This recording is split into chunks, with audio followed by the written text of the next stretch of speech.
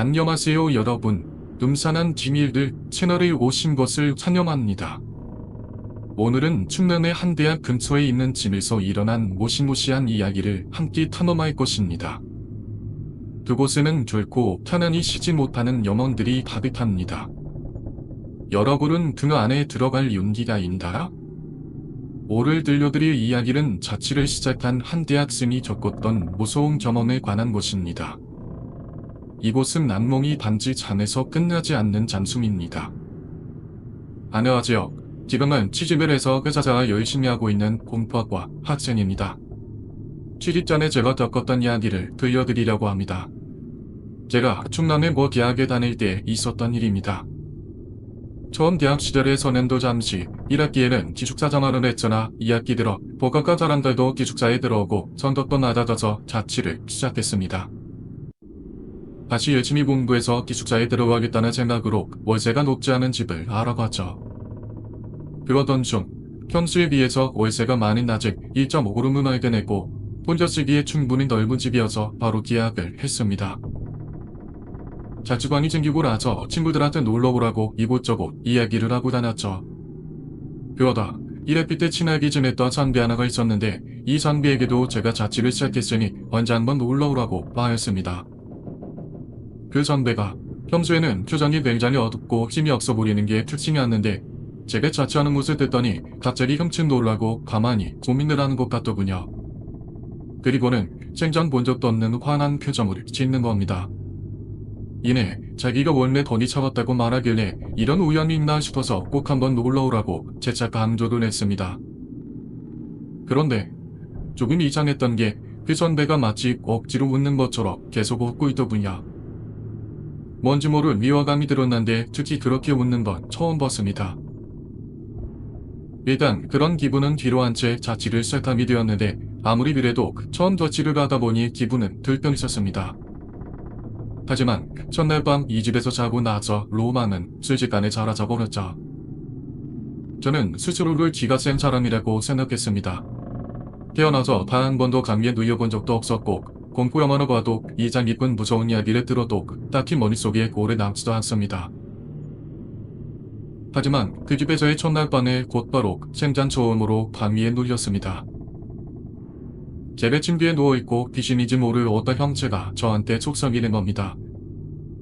남자인지 여자인지 알 수도 없는 목소리로 저한테 뭐라고 하는데 내용은 기억나지 않았지만 분명 그 어느 때보다 느껴보지 못한 공포스러운 내용이었습니다.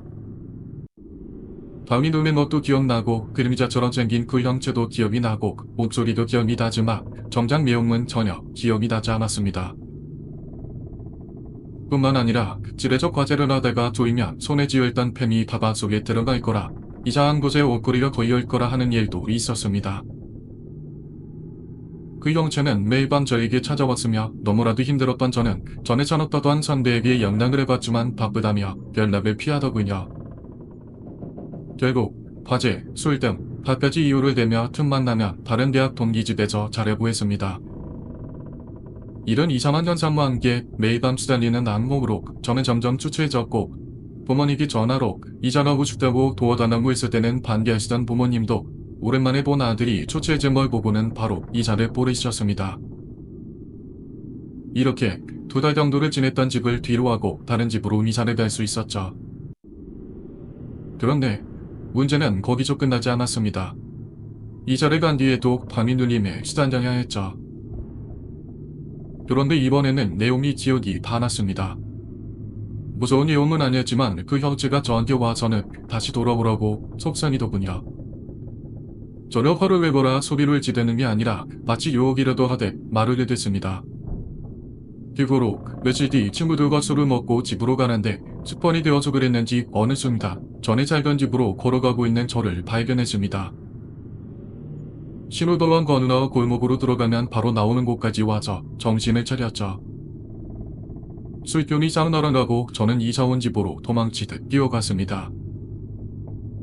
그렇게 새로운 집에서 2주 정도 똑같은 밤이 눌림에 시달렸는데 어느 날은 그 형체가 돈이 다 뛰었는데 아팠다고 말하더군요. 그런데 바로 그 다음날부터 전혀 방위에 눌리지도 않았습니다. 정말 희한하게도 전혀 귀신도 안 나왔고 오히려 너무나도 편하게 잘 수 있었죠. 전화로 오랜만에 개운하게 잠을 자고서 캠퍼스에서 담배를 피다가 얼추 그 이유를 추측할 수 있었습니다.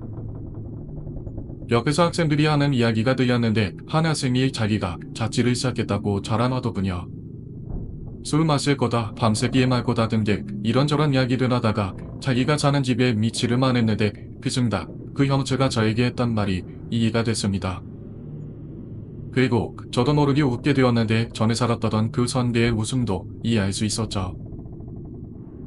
물론 계약을 졸업하고 나서도 그 뒤에 끔찍한 기억이 남아있어서 절대로 그 근처에는 안 가고 있습니다. 혹시라도 사나 사람이 없으면 또다시 저를 찾아올 수도 있으니까요. 이 이야기가 흥미로웠다면 음산한 비밀들 채널의 좋아요와 구독 버튼을 눌러주세요. 앞으로도 다른 무서운 이야기를 놓치지 않기 위해서요. 아래 댓글로 여러분의 경험을 공유하는 것도 잊지 마세요.